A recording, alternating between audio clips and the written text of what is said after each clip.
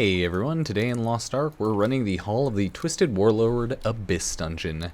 And let me tell you, this one is going to be kind of a pain as it has wipe mechanics, and you know what that means? You have to make sure to pay enough attention.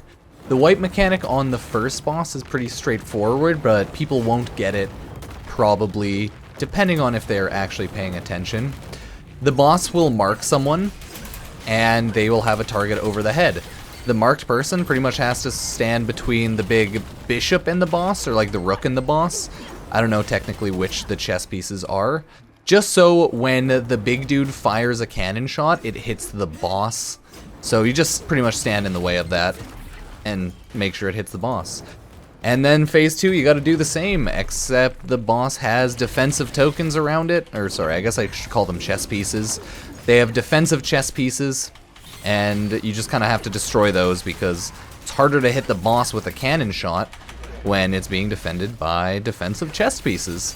So we'll see how it goes. The second boss is also a huge pain, has a couple stagger checks, one at 15 bars of health, and one when it has the little orange shield around it.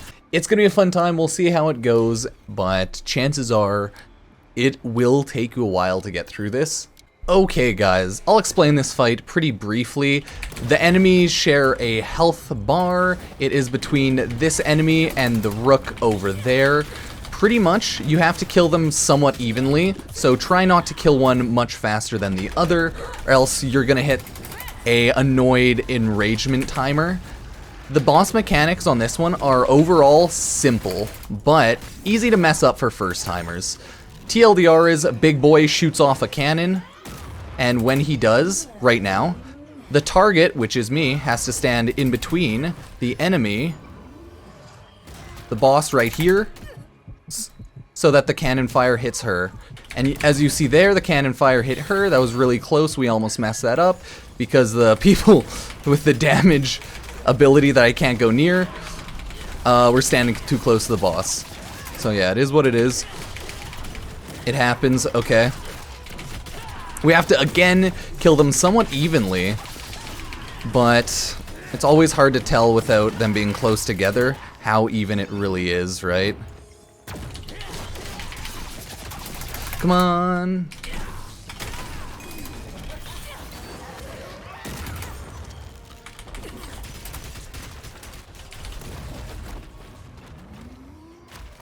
So he shouldn't really be standing close to the boss. Should only be the target like that. Good. We gotta focus damage on the rook. Or the big boy, if you will. Oh no, didn't avoid that too well. See, now we're all focusing on this guy. Because the health pool is shared. You don't want to get one hella enraged over the other. So, yeah, just keep that in mind. Other than that, though, that's the fight. Not that bad, if I do say so myself, once you get used to it. And as you can see, we're gonna kill them very evenly. So, yeah, we did that actually perfectly that time. So yeah, good job. That is a perfect attempt. No one died, it looks like. So, there, that's your first perfect attempt. That's the mechanics of that boss fight. Overall, pretty simple, I think, but you just gotta pay attention. Second one is a lot worse and more annoying. So, the Phantom Legion King, everyone. This is a boss fight that is just such a pain in the butt because of the second stagger mechanic. The first one's easy. That's this right there. He'll just simply use his little wall like that, and you just gotta simply stagger, damage him down. It's just a little yellow shield, right? Really obvious when that happens. And that's just how that is, okay? That's just how that is. But luckily, the second one is a really hard one. It's not lucky, it sucks, okay? I lied on that. The second one's a mechanic. He goes to the middle, shoots out white swords. You need to collect the white swords in order to do damage to them, and you gotta collect them one by one, based on not having any sort of stagger. And you gotta collect them when that debuff's off, okay? So if you have a strong enough team with good enough stagger, you can just do that and just run around. And I'm just gonna avoid it. Simple, right? That way the person who's first has a lot of damage and the most stagger can just straight up get it done. So hopefully we can get this done. But, who knows fully, right? As long as our first player has enough stagger, you don't actually have to pay enough attention to that mechanic. But the way the sword mechanic works is as follows, right? Each person collects the white sword when they don't have the debuff on them. You have to collect it one by one, and you have to wait about 2 seconds in between each person to collect it so that the debuff wears off each time. It's a kind of annoying mechanic to explain and show off properly for a little bit, but hopefully seeing it, you get a general and kind of understand how it works, you know, get a general understanding of it.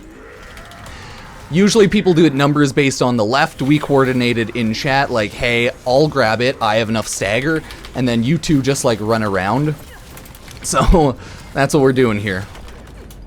We're trying to survive, knock him down, and kill him, and then when he gets his little stagger down, we'll hopefully finish the boss fight off.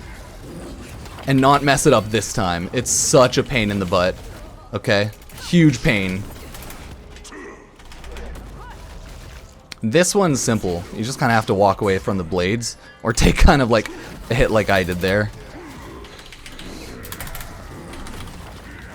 But I'm just going to avoid picking up the blade, because our teammate has so much stagger. So we can do that. It's kind of nice like that. I'm going to go in this corner here. And then the swords go out. That's the first player hit that, second player hit that. I'm third, they're gonna break the stagger, but we're just gonna run around anyways, right? So that we don't even have to care about that. And just like that, we did it, everyone. Good job. That's a huge pain in the butt fight. Oh my god. It was awful. We failed for many reasons of just like bad coordination and messing up the mechanics. A little bit of this, a little bit of that, right?